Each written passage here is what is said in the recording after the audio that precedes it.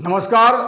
सबसे पहले मैं आपका हिंदी एजुकेशनल चैनल में स्वागत करता हूं। आज मैं आपके समक्ष हिंदी साहित्य के श्रेष्ठ एकांकीकार विष्णु प्रभाकर द्वारा रचित संस्कार और भावना एकांकी नाटक को लेकर आपके समक्ष उपस्थित हुआ हूं। आज मैं इस वीडियो के माध्यम से इस नाटक का नामकरण या शीर्षक की सार्थकता को आपके समक्ष प्रस्तुत करना चाहता हूं। इसे आप ध्यान देकर सुनने की कोशिश कीजिएगा। विष्णु प्रभाकर द्वारा रचित संस्कार और भावना एकांकी नाटक का नामकरण या शीर्षक की सार्थकता। संस्कार और भावना विष्णु प्रभाकर द्वारा रचित एक श्रेष्ठ, सुंदर व सामाजिक यथार्थवादी एकांकी नाटक है। इस एकांकी में मानवतावादी स्वर मुखरित हुआ है। इस एकांकी नाटक की कथा वस्तु एक मध्यवर्गीय परिवार की कथा है। इस एकांकी नाटक में नाटककार ने संस्कारों की पृष्ठभूमि और भावनाओं के आवेग का बड़ा ही सुंदर चित्रण किया है, जिसमें जीत भावना की होती है। शीर्षक की दृष्टि से यह एकांकी नाटक काफी सफल एकांकी नाटक है। इस एकांकी नाटक में लेखक ने शुरू से लेकर अंत तक संस्कारों और भावनाओं के बीच द्वंद्व को बड़े सुंदर ढंग से उजागर किया है। अंततः जीत भावनाओं की होती है, यानी इस एकांकी नाटक में जीत संस्कारों पर भावनाओं की जीत होती दिखलाई देती है। प्रस्तुत एकांकी नाटक में एक मां अपने पुराने संस्कारों में बंधी हुई दिखलाई देती है। इसलिए जब उसका बड़ा बेटा अविनाश एक विजातीय लड़की से प्रेम विवाह कर लेता है, तो वह विजातीय लड़की को बहू के रूप में स्वीकार नहीं कर पाती है, क्योंकि उसको स्वीकार करने में उसके संस्कार आड़े आते हैं। संस्कार उन्हें ऐसा कार्य करने से रोकता है, जिसके फल स्वरूप यह परिवार दो टुकड़ों में बढ़ जाता है। बड़ा बेटा अविनाश अपनी पत्नी के साथ अलग रहता है और छोटा बेटा अपनी पत्नी उमा तथा मां के साथ अलग रहता है। कुछ दिनों के बाद अविनाश बीमार पड़ जाता है।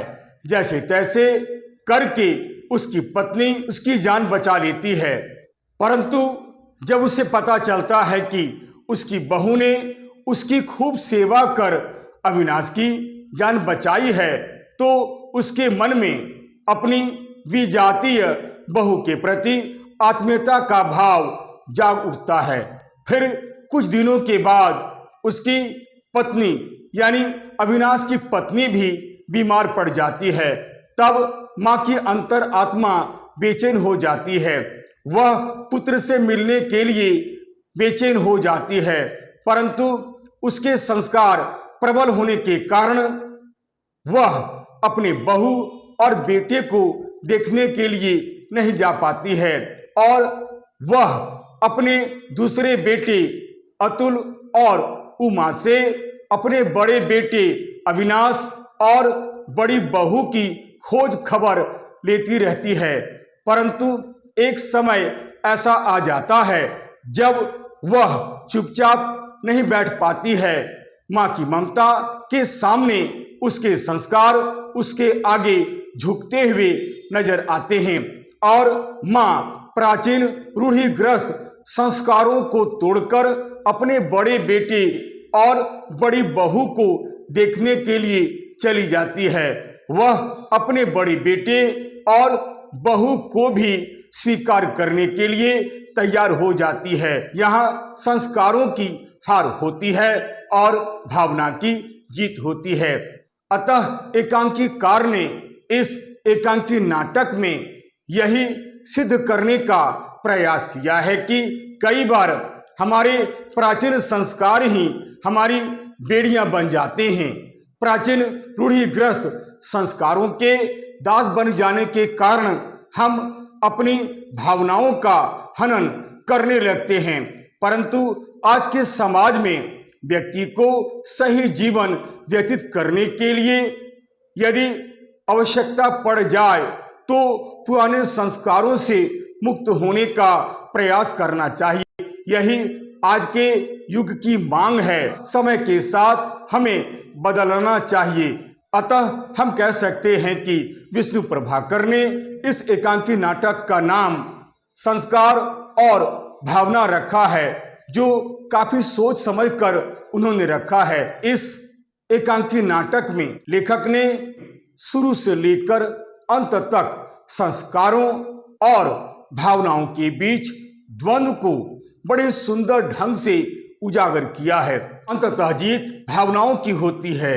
उपर्युक्त घटनाओं को देखने के बाद हम यह कह सकते हैं कि यह शीर्षक सभी दृष्टियों से उचित, सार्थक एवं अर्थपूर्ण दिखलाई देता है। यदि आपको यह वीडियो अच्छा लगता है, उपयोगी लगता है, समझने योग्य लगता है, तो आप इसे लाइक करें, शेयर करें और तो और सब्सक्राइब करना आप बिल्कुल नहीं भूलें। याद रखिएगा, मेरा यह चैनल, मेरा यह वीडियो एक एजुकेशनल वीडियो है। यह एक एजुकेशनल चैनल है, अतएव लाइक, शेयर और सब्सक्राइब करना आप बिल्कुल नहीं भूलें। और हाँ, यदि मेरे वीडियो में अगर आपको कहीं भी किसी प्रकार की कोई त्रुटि या कोई कमी नजर आती है तो आप सप्रमाण कमेंट्स करें, ताकि मैं उन गलतियों पर ध्यान दे सकूं और आपके लिए और भी अधिक सुंदर, आकर्षक वीडियो बना सकूं। तब तक के लिए नमस्कार, धन्यवाद।